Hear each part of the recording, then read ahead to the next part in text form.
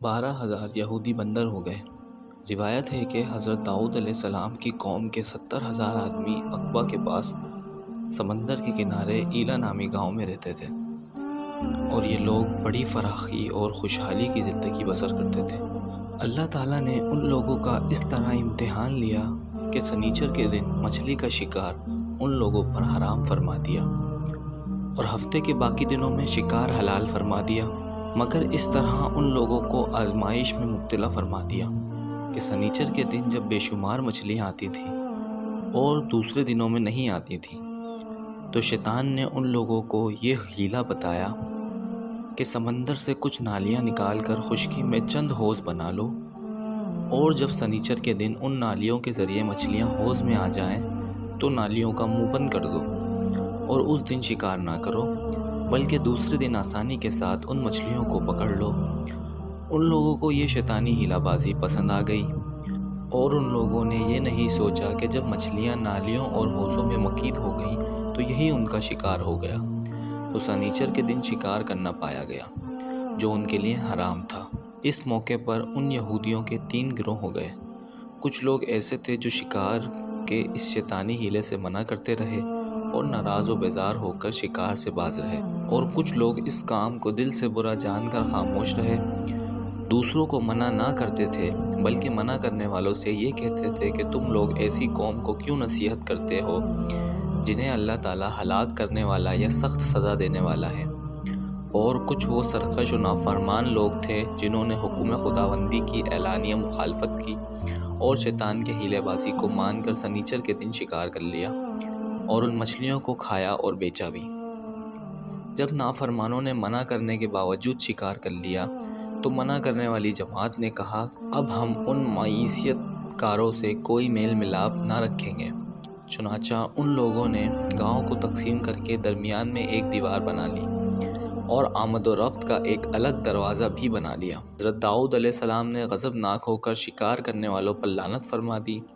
اس کا اثر یہ ہوا کہ ایک دن خطا کاروں میں سے کوئی باہر نہیں نکلا، تو انہیں دیکھنے کے لیے کچھ لوگ دیوار پر چڑھ گئے، تو کیا دیکھا کہ وہ سب بندروں کی صورت میں مسخ ہو گئے ہیں۔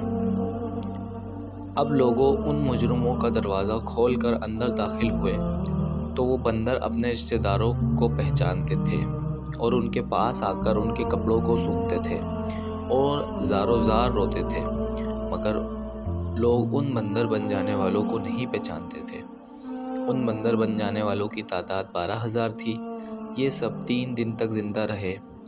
اور اس درمیان میں کچھ بھی کھا پی نہ سکے، بلکہ یوں ہی بھوکے پیاسے سب کے سب ہلاک ہو گئے۔ شکار سے منع کرنے والا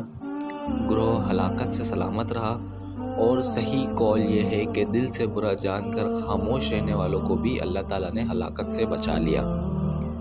اس واقعے کا اجمالی بیان تو سورہ بقرہ کی اس آیت میں ہے۔ ترجمہ: اور بے شک ضرور تمہیں معلوم ہے کہ تم میں کہ وہ جنہوں نے ہفتے کو سرکشی کی تو ہم نے ان سے فرمایا کہ ہو جاؤ بندر دھتکارے ہوئے۔ اور مفصل واقعہ سورہ اعراف میں اس طرح بیان ہے، جس کا ترجمہ یہ ہے،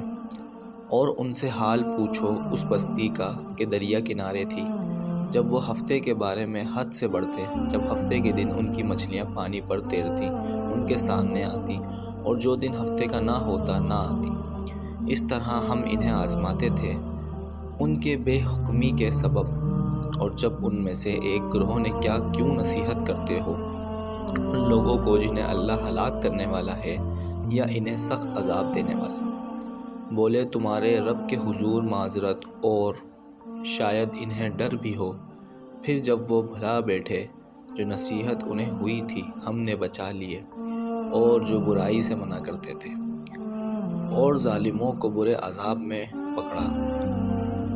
بدلہ ان کی نافرمانی کا۔ پھر جب انہوں نے ممانعت کے حکم سے سرکشی کا، ہم نے ان سے فرمایا ہو جاؤ بندر دھتکارے ہوئے۔ درس ہدایت: معلوم ہوا کہ شیطانی حیلہ بازیوں میں پڑھ کر اللہ تعالیٰ کے احکام کی نافرمانیوں کا انجام کتنا برا اور کس قدر خطرناک ہوتا ہے،